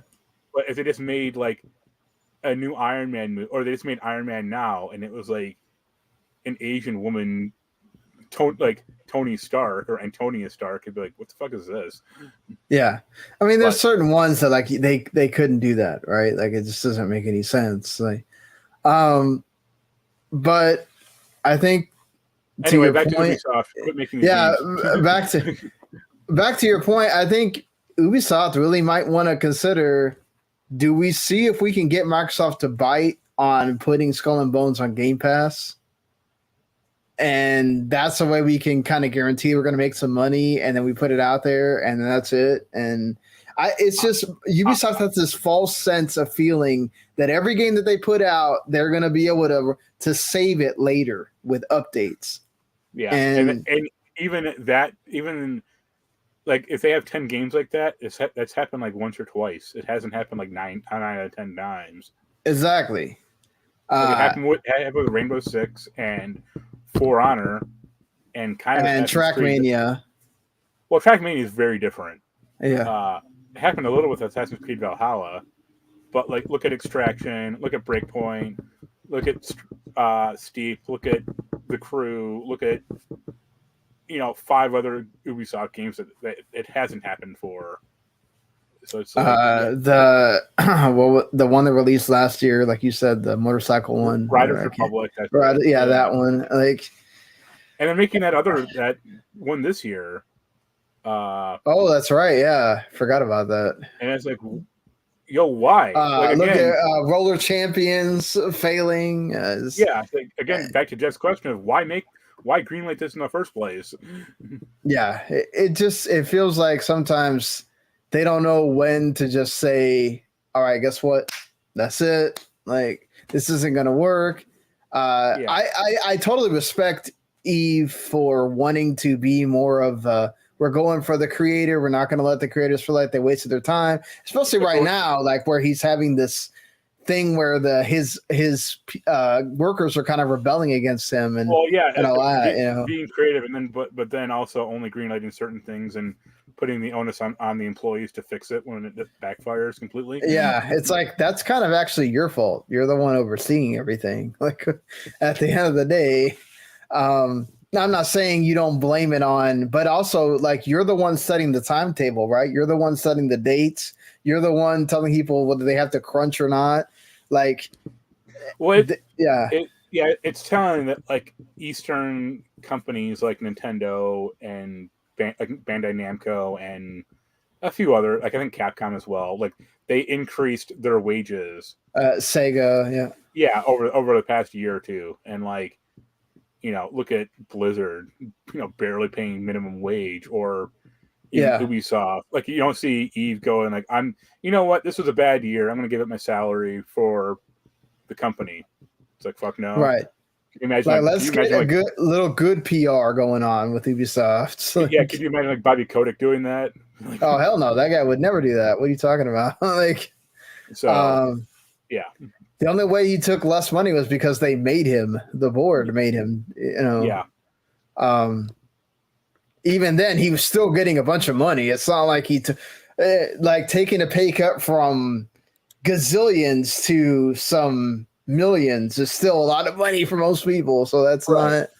I think there was like a year where like this is when he's still alive, but when the Nintendo CEO, Iwata, he took a huge pay cut. Right. To like almost nothing, and he gave it to the employees. Yeah. To make sure they didn't go anywhere. Like that's what I'm not saying everybody has to do that, but I mean, that's what maybe you should think about CEO it. Does, or like a not bad one. I mean, as long as you don't. The problem is that Eve has a bad history, like Bobby Kotick, like that one dude. I can't remember his name now. That made a bunch of PR with doing that, where he took a pay cut, gave it to all his employees, and then it wound up that he had like a bunch of sexual harassment claims or whatever. Yeah. Like just make sure that you have like Iwata, like good rep behind you. You don't have skeletons in your closet that you're trying to hide doing this. But speaking of big decisions made by companies, Microsoft knew that it had to present itself to the CMA and the EU and all that stuff this week. So they went ahead with those deals that have been rumored for a while of making deals with Nintendo, the 10-year deal to bring Call of Duty to the platform and other Activision-Blizzard games. And then also with GeForce Now, which GeForce Now one goes further into making first-party Xbox games available on GeForce Now. Now, you do have to buy the game still. This is not Game Pass is not all of a sudden working with GeForce Now. You have to buy the game, and then you can make it work on GeForce Now if you want to. So it's not as like extravagant a deal as I think a lot of people would think, but it's still kind of neat that they made these deals. And then also the fact that Phil Spencer has come out. Now, obviously, he's grandstanding here. We don't really know what Microsoft would decide to do if this deal does in fact get blocked. This is just obviously Phil Spencer kind of, giving everybody sort of like a good outlook on things of saying, look, if this Activision-Blizzard deal doesn't work, it doesn't mean like Xbox is going to die the next day. It's going to keep going. And I would say yes, in essence it will, but this is a huge deal for the viability of Game Pass as a platform And as like Microsoft being able to have things that they can really, really count on that are not Forza Gears, and I don't know if you can even count on Halo anymore right now. So they need to have other things that they know, we don't really have to worry about. Call of Duty is going to be great. We know we're making money there. Like, that allows, like Sony said, right, in their one of their filings, like the fact that Call of Duty does so well is what allows their first party to be able to do the things that they do. So imagine if Microsoft could do that, and they're the ones making most of the money from that. You tell them that that's not going to happen. Maybe they get that deal with Activision-Blizzard where they get exclusivity rights to the DLC and all that stuff anyway. Activision-Blizzard does it as a like FU to PlayStation, but it won't be the same as owning them. Right. My question, I guess, kind of is about the Nintendo deal. Like, they announced this deal, which, sounds good in principle, I guess. But, like, let's say magically Microsoft owned Activision tomorrow. How long would it take them to get a Call of Duty running on the Switch? Or it doesn't say which. ever. It does say that they're supposed to run like you would think, but they also have Call of Duty Mobile. Could they possibly just make a version of Call of Duty Mobile that works on? No, because it's not parody or it's not feature. Yeah, and it would take it'd take at least by 3 to 4 years out of a 10-year deal. And you'd also have to make it work probably on the next Switch. Well, that'd be way easier. This one. I mean, I think you have to make it work on this one to make that deal actually be. And it can't be a streaming game. Or, I mean, it could be, I guess, technically. Yeah, technically. But, it would be too fucked up. Man, I just don't know. I don't know how you're going to make that work with like the other kinds of games that they've had to make streaming to work on that system. Well, I mean, like Kingdom Hearts, Resident Evil, or there's a few others, but those are all like not Twitch games or not precision games necessarily. Right, but Resident Evil has shooting. Yeah, but it's not like multiplayer or competitive shooting, I would say. Right, exactly. So that would be that'd be a bigger nightmare than the Baldur's Gate 3 problem, Right, yeah, it would be a huge nightmare. I don't know how they're going to get that to work, but somebody must have told Microsoft that they can get it to work or they wouldn't have been able to do that deal. Somebody must have said, somebody had to have run the figures and said, can we realistically do this? Yeah. And somebody had to have told them yes. Now, I don't know if this deal happens. Yeah, I don't know what they told Nintendo. I mean, like, Nintendo has to know that it's probably not going to run like they think it was, but I don't know. Maybe Nintendo said, we don't care if it's a cloud version, just freaking make it run. Here's the thing. I'm surprised Nintendo cares at all. Maybe Nintendo's just signing this deal because they can, and they they're not like an FPS heavy company. They don't really care. I mean, let's be honest here. It benefits Nintendo for Sony to go down a peg. Yeah. Okay. Like, let's not forget about that. So, Nintendo is Japanese. If they can gain a bigger share of the market because Sony got knocked down a peg by the fact that Microsoft owns certain things, they're kind of happy about that in a way. Yeah. Not to mention the fact that, Microsoft and Nintendo kind of have been working together. And Sony's had that thing with crossplay where they want to make you pay for crossplay and all that stuff. So, like, a way that Nintendo can continue to kind of stick it to Sony in a little bit, whereas Sony really can't do that to Nintendo because they kind of know that they need to, in a way, like, include Nintendo in things because of the power of the Switch. So, right. Yeah, it's an interesting kind of look at things of like, does it really make sense for Nintendo to sign this deal? Not really, but they signed it, so I don't know. I guess We'll see. I mean, let's be fair. Like for a long time, Nintendo didn't. It wasn't until recently that Nintendo really started to care about, like, for a while, Nintendo was letting like anything be on the Switch. Right. Then they kind of started to reel it in a little bit and be like, okay, you can't have that. And you can't have that, but you got to censor this. Yeah. Yeah. Like you can't have just hentai with just completely nude people or nude characters in there anymore. Like, so don't worry. This game has got your back for that. And there you go. So, but speaking of things that we know are getting made, for sure, Mortal Kombat 12 is happening, Mark. I mean, not that it was ever going to be a surprise that Mortal Kombat 12 was getting made or anything, but just weird that it gets introduced in a earnings call and not by most elegant and bombastic way possible. Yeah, really, right?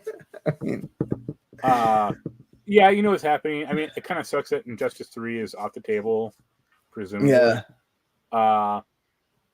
I don't know. That franchise, it's still good. Like, Mortal Kombat's still good, but it's a little played out or a little kind of tapped out. Like, I'm hoping this next one's more of another reinvention of the series.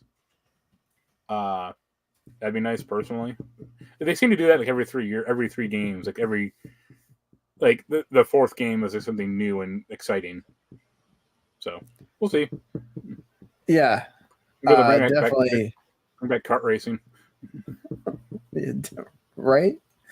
I guess it shouldn't be very surprising that Hogwarts Legacy sold a bunch, and there was player engagement of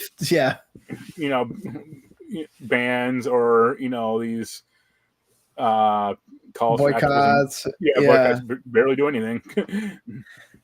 I mean, I think also people got to remember there's like so many Harry Potter fans that do not live on the internet, that just see Harry Potter game. Yeah. Oh, it's coming out for systems that I own. Let me go buy it. Good reviews for once, as opposed to all the other Harry Potter games ever made. Exactly. That has good reviews, and people seem to like it. That are, the YouTubers and the streamers like it. The reviewers like it. It's not one of those that's like, oh, there was many reviews that were panning it because of the, J.K. Rowling stuff, which understandable, however you feel about that. I don't think that you need to title your thing a review if you're doing that, but that's just me. And they did say that there's going to be no DLC for the game, which again is also surprising, considering that they should know that this game was going to sell a bunch, and it still hasn't even released on the Switch yet. They are apparently going to be making a Harry Potter Legacy Netflix show. So I guess why not, right? If you're making these a blank stare in my face, like if you're making these what have been mostly bad Fantastic Beasts movies, why not make a Harry Potter Legacy series? Right? That goes in concert with the news. They're going to make it more, or they're basically going to redo the Lord of the Rings movies. Yeah, that. Oh God! Like, please don't. I beg of you.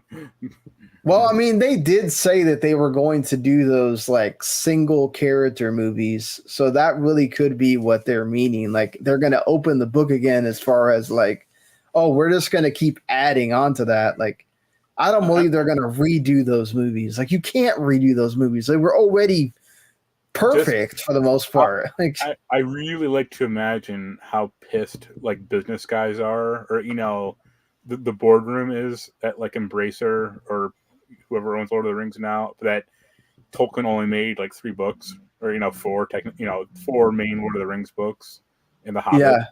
Like they're screaming like, why couldn't you make 19 books? We could have. This could have been a gold mine for decades, Right.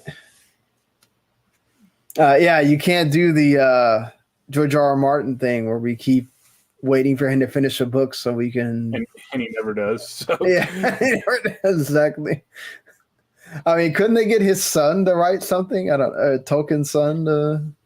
I don't think he's actually a good author, so no. But Yeah, I think I have thought occasionally about like it would be interesting if they did like a Persona live action show in America, and I don't mean set it in Japan, but I mean just the basic going to high school during the day, having social shit, you know, interspersed with like fighting demons. That would be fine. Like, right. you know, or I mean, like just a basic kid goes to magic school hasn't like it didn't start with Harry Potter.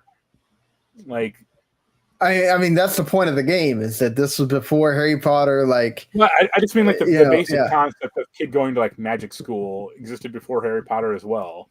Right. So I guess I mean it depends on how they really differentiate it from the movies.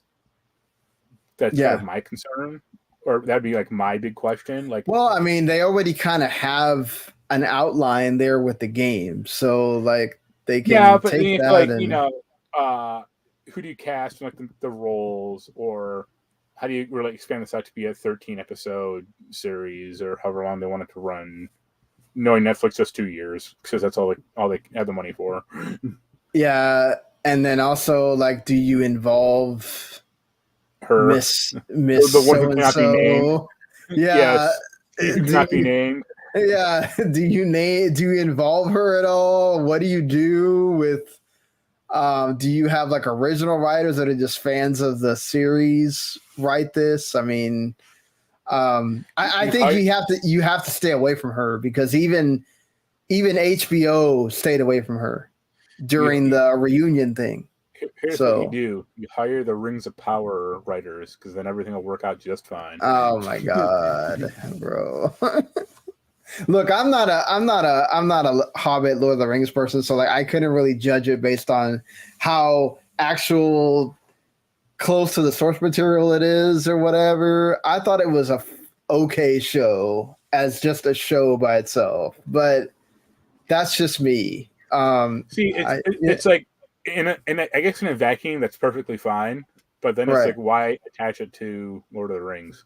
Why not just make here's new fantasy because show. You're Amazon and that's what they're doing with Tomb Raider, right? Like we're just taking a known quantity and saying we're going to make a show about it and then get people to go subscribe to Prime Video and boost our numbers for so many so they can make big old PR things about how, Rings of Power was the most watched thing on Amazon Prime for 5 weeks or whatever the hell. And yeah, I mean, not everything is going to be what Last of Us is doing for HBO right now. But again, that was also a game that was basically ready to be a show. Like most games are not like that. Right. And if they are, not saying that they are, but like it takes people to really care about that series and know how to take the best parts of the game and make that into a series. Like, I still think you could have an actual good Resident Evil series. Sure. But you can't do what they did on Netflix. That was just an abomination. Like that. See, that's another thing though. Is like I kind of like the show in a vacuum. In a vacuum, right? But again, why attach it to Resident Evil when it has basically nothing to do with the the show or the games? So it's like, well, I think why like specifically Last of Us gets it right is 2 reasons. One, they got Neil Druckmann doing it. Exactly, yeah. Co-created the fucking game, so that helps. But he's taking stuff directly from the freaking game as well. Yeah, but 2 is like Craig Mazin, I think that's his last name. Like, Mazin. He cares, and like a lot of these other game adaptations don't care, or they care to an extent, but they have more of an agenda to push. Well, it's like, as long as we have some callbacks to the game and whatever, people will be fine, right? Like, but I think what we're going to see with this Mario movie, what we're seeing with Last of Us, is I think you got to give more reverence for the game itself. Yeah. But you also got to give it the budget. you can't do what they did with that last Resident Evil movie, which was, okay, we have a lot of reference for the game, but like but $10. it feels like it was made by, super low budget. So yeah, and it really was. So, and it's unfortunate because it was given a good budget, it might actually be a pretty good Resident Evil movie. But yeah, I mean, yeah, that whatever. thing cost $25 million to make. That's like nothing in today's market or today's world. Especially not to mention like how much it would make to make even one of the games. Like right that now, cost $25 million to make in today's world, but what is it? The first movie cost like $33 million, so that's $7 million more 20 years ago. Yeah, exactly. Well, speaking of formerly involved with Resident Evil, Shinji Mikami is now formally involved with Tango Gameworks because he is leaving the studio. He's, basically said that he feels like he's decided to leave Tango Gameworks in the coming months. He's been a creative leader and supportive mentor to young developers at Tango for 12 years through his work on Evil Within, the franchise, Ghost of Tokyo, and, of course, Hi-Fi Rush. And, this is not the first studio he's left. So it's not necessarily beyond the realm for him. But, I mean, 12 years is a long time as well. Really puts a damper on Evil Within 3, huh? Yeah, but I feel like they have enough people there. No, I don't think they'll ever make that game. I was kind of joking about that one. Like, no. I think they will. I think they wouldn't have put that teaser into Hi-Fi Rush if they didn't know. Somebody had to know that Mikami was leaving. Like, that wasn't just a surprise thing. Somebody had to know. I think they will make that game. It's like at some point, somebody's going to have to make Mario without Miyamoto. Like, unfortunately. No, Nintendo's digitized Miyamoto's brain, so just hangs out in the vault. So make games forever. Who knows if it's going to be as amazing as, most of the great Mario stuff is. But eventually that's going to have to be. Right. So can they do Evil Within 3 without Shinji Mikami? Yes. Yeah. Will it probably be a while? Sure. But yeah, I wouldn't be surprised if that's the next thing they're making. I think. Here's the thing: is I don't think they'll make it because I think like Hi-Fi Rush has proven pretty succinctly that they don't need to. Like they are kind of better on their own with their own devices or own ideas than just making a Resident Evil clone essentially or. I agree with you. I agree with you that yes, they've proven that they can make other things, and that's great that the studio can do that. I'm saying at some point, I think we will get an Evil Within 3, whether Shinji Mikami is involved in it or not. Yeah, because he wasn't involved with Hi-Fi Rush. I mean, he was, but he was more of a mentor and on a level, yes, he was involved, but like not as a game director or game producer or right, exactly anything like. Really with the game. Yeah, you couldn't call it a Shinji Mikami game. Right. It's being made by a studio that he's at, but it's not like, this has got his stamp all over it or whatever, Yeah. Speaking of that though, we do know that Hironobu Sakaguchi, he has everything to do with Fantasian and why it is there were plenty of people actually that the year that Fantasian came out, especially for RPG sites, it was in their running or it was their game of the year. That's how much people enjoyed it. And that thing was stuck on Apple Arcade.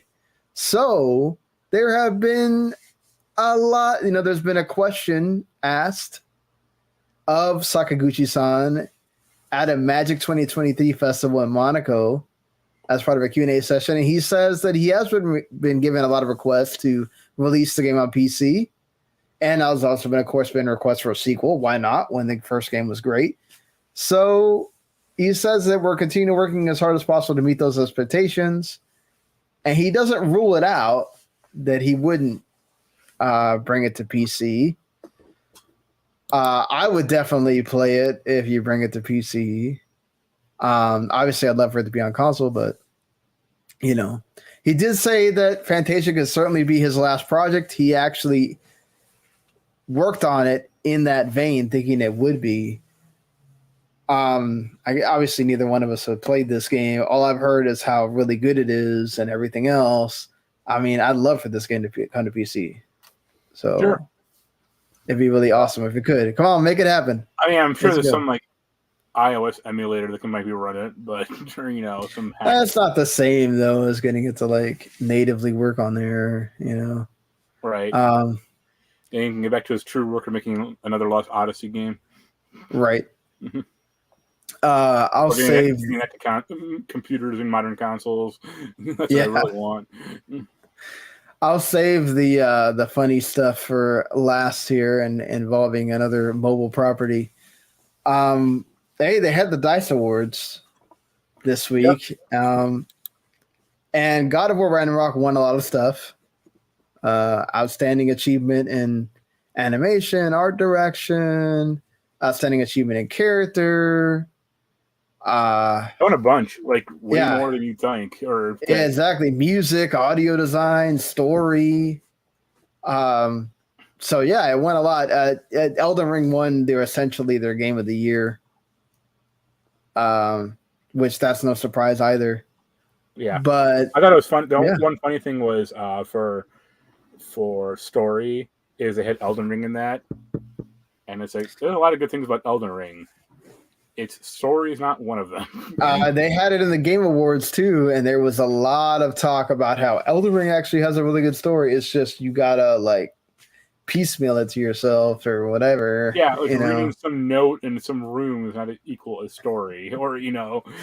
It was crazy, that debate. Like I hadn't played the game, so I don't know, but it was insane the amount of debate that people were just like, if you're saying that Elden Ring doesn't have a good story, you don't know what a story is. And like, oh, okay then, okay.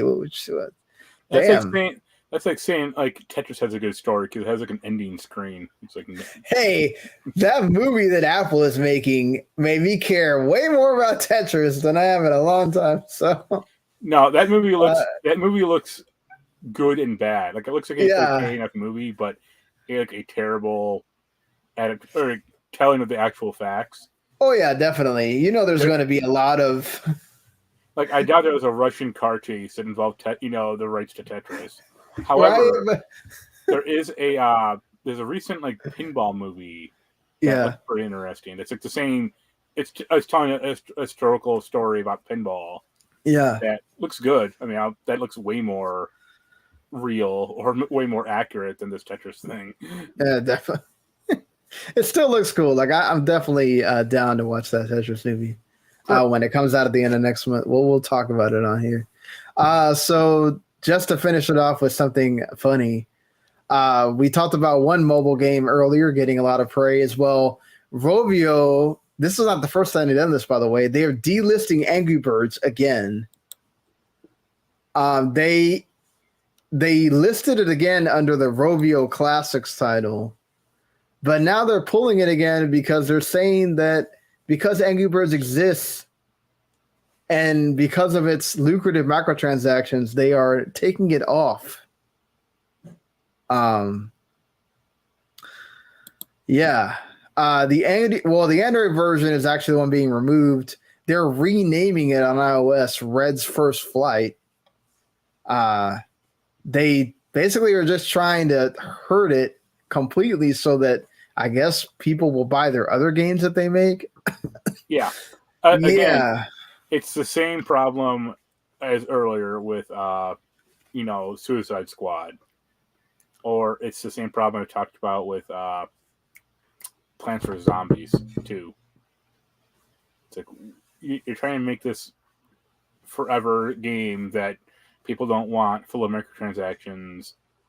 This is like hamster wheel to get people to keep doling out money when they don't want to do that necessarily. Or Yeah. It's just funny. You have to take off your most successful game so that maybe people that might be paying attention to your other games. Yeah, to sucker people into buying your cheaper crap or your less good stuff. I don't know. That just seems I mean, that's why I think some games get delisted from like marketplaces. Like Assassin's Creed stuff. It's like, oh, we don't want people to play the good old ones. Here's Odyssey. Like, all right, but then people wonder why mobile gaming is in such a rut. Yeah. Right? Like, you're either playing the same crap you always play, or you can't find anything new that you really want to play. Like every month, mobile game spending and mobile games go down. So it's not, I mean, obviously inflation and all that stuff is affecting that too, but I don't know. Not saying that there's definitely are quality mobile games that come out. Sure, just occasion, but that's an actual game. So. Right. But that stuff gets overshadowed by the same stuff as always. And I guess that's Rovio's point. Like, if we delist this, then maybe they'll actually pay attention to our other stuff. And I don't think it's going to work that way, but sure. My magic 8-ball says no. Yeah, definitely not. It seems like a pie in the sky kind of thing for them, quite honestly. But hey, if you're looking for more games to play, maybe not in the mobile game realm, but there's definitely things coming in this week that you'll want to check out for sure. One of them, of course, being Wulong, was it Final Dynasty? I can't think of the name in a second. Wulong Fallen Dynasty. I knew Dynasty was in the name. It's coming to Game Pass. You can also, get it on the other systems, everything except Switch. It's I guess you could call it like Koei Tecmo trying their hand at Dark Souls. Are you interested in this at all? I might be. Yeah, it looked kind of interesting. I doubt we'll get a code in, and I'm pretty busy right now. But sure. I mean, I guess if you got Adam to ask for it, it might happen. Koei Tecmo's, for the most part, has been they've given 4-1 a lot of stuff. There's that. This Iris and the Giant battle card, like roguelike game, also comes out a couple of days before that.